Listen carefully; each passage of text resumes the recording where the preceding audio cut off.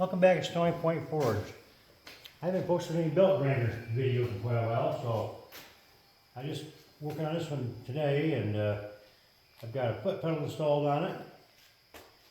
I can work out pretty well with that foot pedal. I can get this right up against the flat and let some pressure off it. Start it up.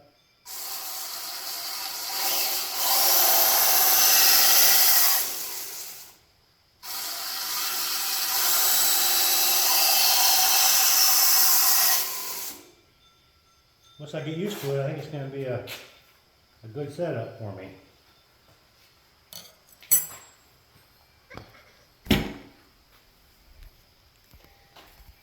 I removed the T-rest.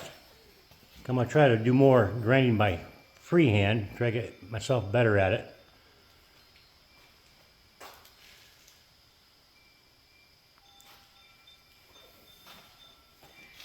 Thank you.